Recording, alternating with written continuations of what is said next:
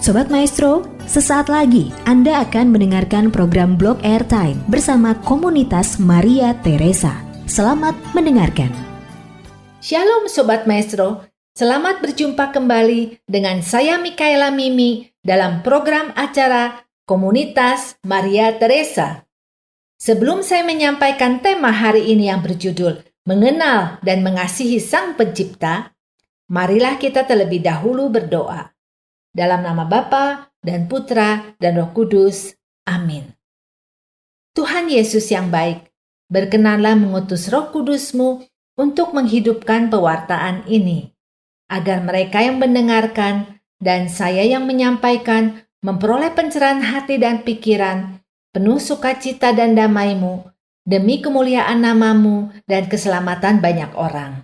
Amin. Dalam nama Bapa dan Putra dan Roh Kudus. Amin. Sobat Maestro yang terkasih dalam Tuhan Yesus Kristus, Tuhan menciptakan bumi dan segala isinya dengan begitu sempurna. Kita acap kali terkagum-kagum melihat betapa indah dan mengagumkannya semua yang telah Tuhan ciptakan. Semua karya penciptaannya mengarah kepada penciptaan manusia yang diciptakan secara istimewa sesuai dengan gambarannya. Nah, bagaimanakah Tuhan dapat dikenal dari karya ciptaannya?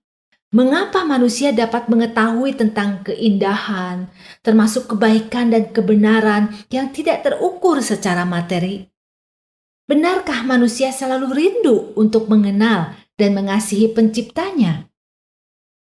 Sobat Maestro yang terkasih, kalau seseorang dapat menerima dengan mudah bahwa rumah yang indah atau sebuah kota yang indah dan teratur pasti ada perancangnya, maka seharusnya ia pun dapat menerima bahwa segala sesuatu di alam raya juga diciptakan oleh Sang Perancang yang agung, yaitu Allah sendiri.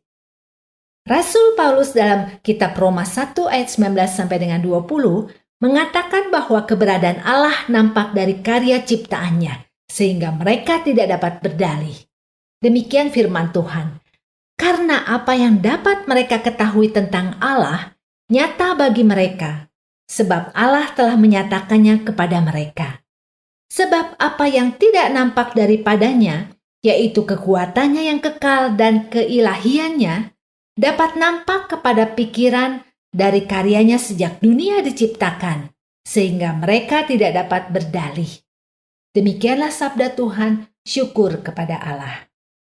Sobat Maestro, bagaimana dunia menunjukkan bahwa Tuhan dapat dikenal dari karya ciptaannya di dunia ini? Santo Thomas Aquinas mengajarkan bahwa keberadaan Tuhan dapat dijelaskan dengan beberapa hal berikut. Yang pertama adalah prinsip pergerakan, yang kedua prinsip sebab akibat, yang ketiga kontingensi, yang keempat derajat kesempurnaan, dan yang kelima adalah desain dunia ini. Prinsip pergerakan dan sebab akibat adalah prinsip yang hampir sama, yang mengatakan bahwa segala sesuatu yang bergerak dan terjadi pasti ada yang menggerakkan dan menyebabkannya. Contohnya, bumi bergerak mengelilingi matahari. Matahari terbit dari timur dan bergerak terbenam di sebelah barat.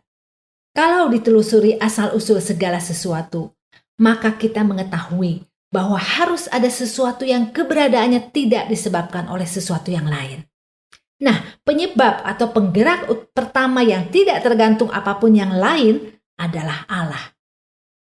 Prinsip kontingensi adalah prinsip yang menyatakan bahwa tidak mungkin segala sesuatu bersifat tergantung dari yang lain. Karena kalau demikian, maka terdapat suatu waktu di mana segalanya tidak ada. Manusia pertama tidak bisa ada kalau yang mengadakannya tidak ada. Sebab kalau pada waktu awal mula tersebut semua tidak ada, maka kita semua juga tidak ada pada saat ini. Oleh karena kita ada, maka pasti ada tanda kutip seseorang dan kekekalannya tidak tergantung dari yang lain yang menjadikan sesuatu itu menjadi ada. Yang berikut adalah prinsip derajat kesempurnaan. Ini adalah prinsip yang menyatakan bahwa kalau kita dapat menemukan derajat dalam keindahan, kebaikan, dan kasih, maka pastilah ada yang paling tinggi dalam derajat tersebut. yaitu yang sempurna dan absolut, dan Ia adalah Allah. Lalu yang terakhir adalah prinsip desain dunia. Dunia ini yang memiliki keteraturan menunjukkan bahwa pasti ada yang menciptakannya. Semua pembuktian ini akan mengarahkan kita kepada Allah yang tidak berasal, yang tidak tergantung dari yang lain, dan yang menciptakan dunia ini. Keberadaan dan keteraturan alam raya dengan segala isinya mengarahkan manusia kepada suatu kesadaran bahwa pasti ada yang menciptakan semuanya itu dan menjaganya. Karena sesuatu yang ada tidak mungkin timbul dengan sendirinya dari yang tidak ada. Ketiadaan tidak mungkin menghasilkan apapun, kecuali ketiadaan itu sendiri. Demikian pula tidak mungkin sesuatu yang demikian teratur terjadi dengan sendirinya tanpa campur tangan Sang Pencipta yang menyebabkan dan mengaturnya. Contohnya, keteraturan hukum gravitasi, pergantian siang dan malam, pergantian musim, dan seterusnya. Inilah beberapa prinsip yang menunjukkan keberadaan Allah nampak dari karya ciptaannya, dan bahwa penciptaan bukan berasal dari sesuatu yang terjadi dengan sendirinya secara kebetulan, namun karena alam semesta benar-benar diciptakan oleh Allah yang satu secara bertahap dari ketiadaan atau yang tidak ada menjadi ada, seperti yang dikatakan dalam Roma 4 ayat 17. Artinya, Ia mencipta tanpa bantuan apapun dan bukan dari sesuatu yang sudah ada sebelumnya. Sobat Maestro, manusia selalu rindu untuk mengenal dan mengasihi penciptanya. Pertanyaannya, dari mana asal kerinduan manusia akan Allah? Ada dua jawaban untuk pertanyaan tersebut. Yang pertama adalah, Allah telah menanamkan di hati manusia benih untuk merindukan hal-hal kekal dan untuk mengenal dan mengasihi Dia. Yang kedua, karena Allah menciptakan manusia menurut gambarnya, seperti yang dikatakan dalam Kejadian 1 ayat 26, sehingga dapat menginginkan hal-hal baik yang bersifat ilahi dan tidak terukur oleh materi.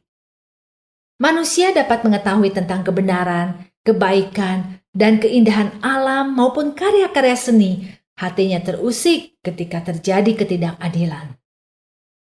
Nah, Sobat Maestro, apa artinya menurut gambar Allah? Artinya, manusia diciptakan secara istimewa sehingga dapat mengenal dan mengasihi penciptanya karena memiliki akal budi dan kehendak bebas. Sobat Maestro, lalu apa konsekuensinya kita diciptakan secara istimewa menurut gambar Allah itu?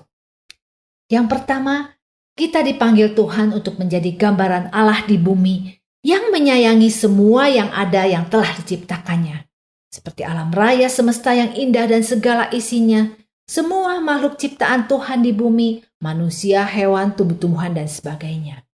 Yang kedua, kita dipanggil Tuhan untuk memenuhi bumi dan menaklukkannya, seperti dikatakan dalam Kejadian 1 ayat 28. Artinya kita juga dipanggil untuk menjadi pengelola dan merawat bumi, bukan merusaknya.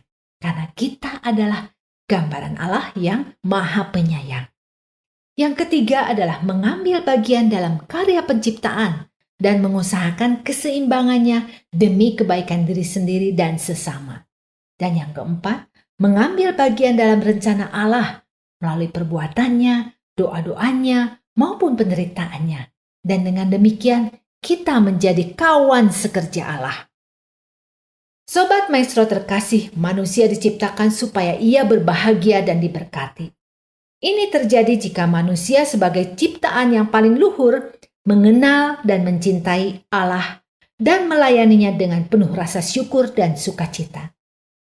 Marilah kita semakin menyadari keberadaan Allah melalui karya ciptaannya di dunia ini, mensyukuri dan menyayangi semua ciptaannya yang ada, merawat bumi kita tercinta, dan untuk semakin mengasihi Sang Pencipta itu sendiri, yaitu Tuhan Allah kita, Sang Perancang yang agung. Amin. Marilah kita berdoa. Tuhan Yesus yang baik, terima kasih atas kehadiran Roh Kudus-Mu yang mencerahkan hati dan pikiran kami semua, para pendengar komunitas Maria Teresa dan saya sendiri. Bimbinglah kami agar kami semakin menyadari keberadaan-Mu lebih mengenal dan mengasihi-Mu lewat karya ciptaan-Mu di dunia ini.